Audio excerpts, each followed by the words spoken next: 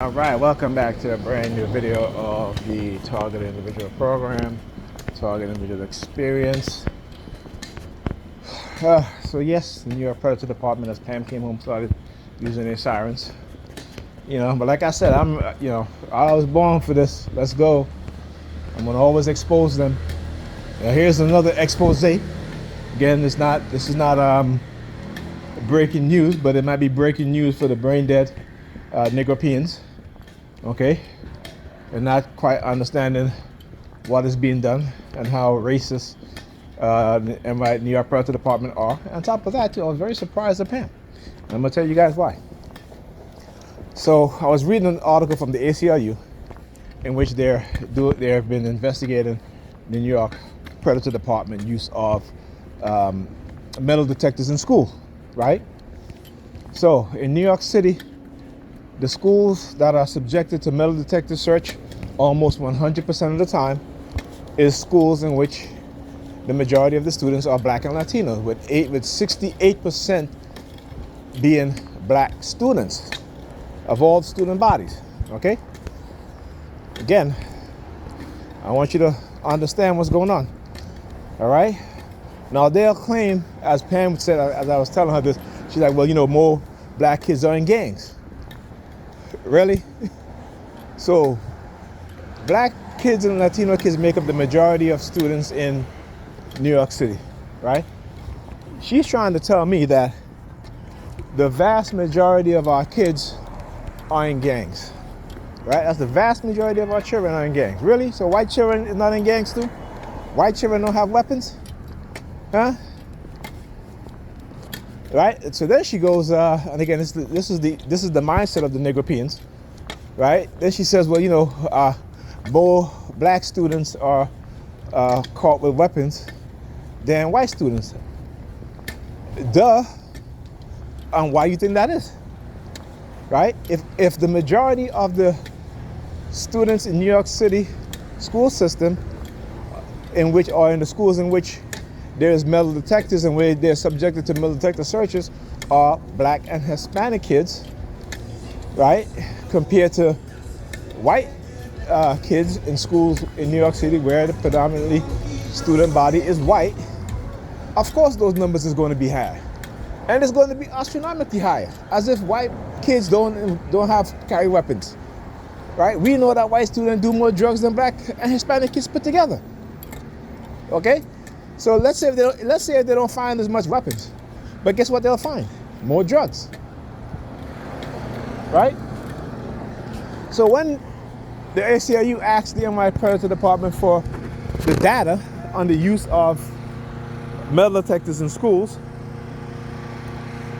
the New York Predator Department refused to give them that information. And like I said, when they do things in secrecy and they don't want to be transparent, it means that what they're doing is either one, illegal, two, criminal, and three, racial bias. Okay? Now you have two high schools, one across the street from each other.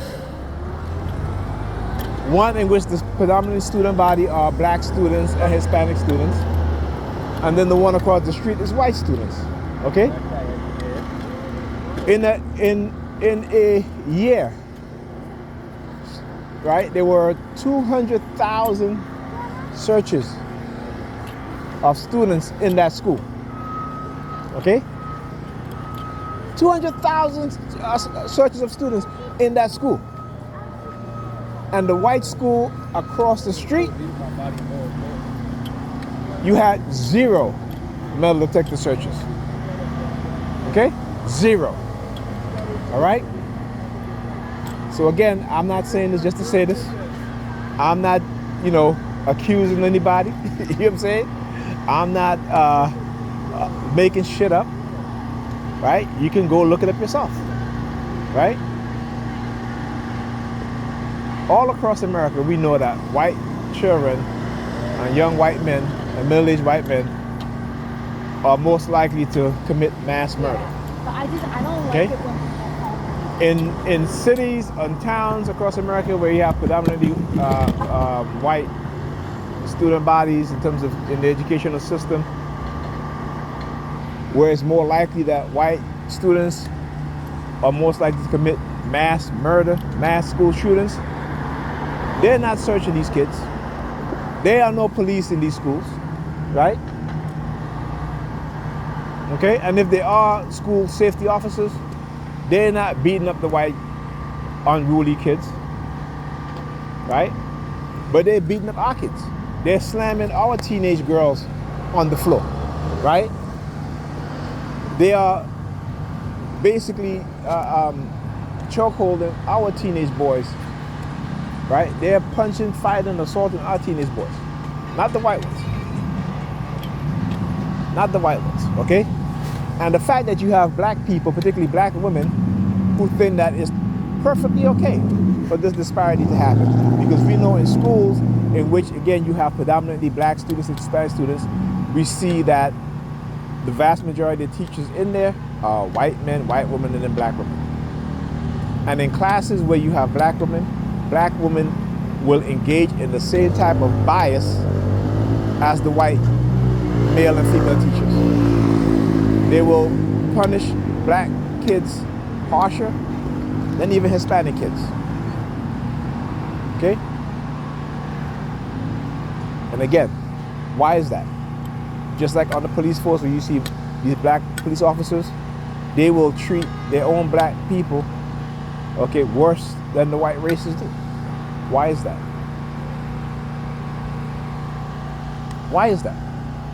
Okay, that's homework. Go look at that, at how racial bias within black police officers and black female teachers affects black children, particularly black boys.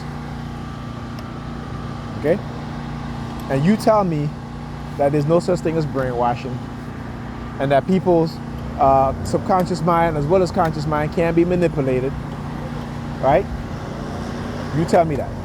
Because you see, you want to believe, but I look at the reality, okay? I look at psychology, I look at all these different factors, right? That shows me, that tells me, right? So that I will know. Not believe, but know. And again, this is why I make it a conscious effort when I get up in the morning, right? To always,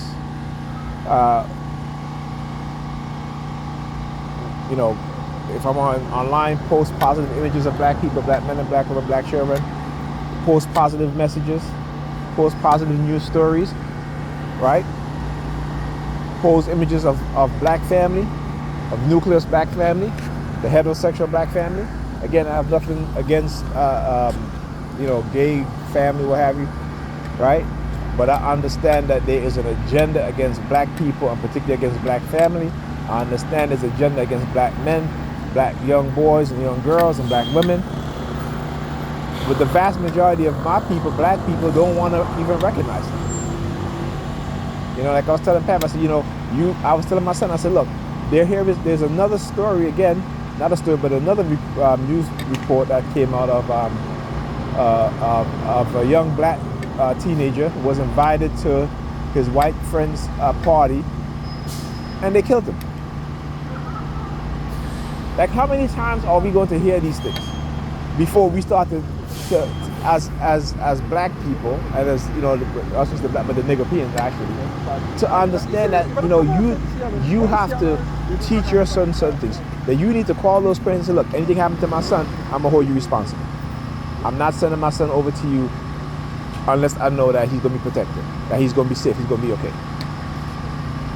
But we are afraid to tell white people this, even though we know their nature. Okay, particularly as when it comes to us, right? It is a psychopathic and sociopathic relationship they have with us. And something that we need to learn, and hopefully it's not too late, because, there's going to be more, a heck of a lot more. Anyway, I'll talk to you guys soon.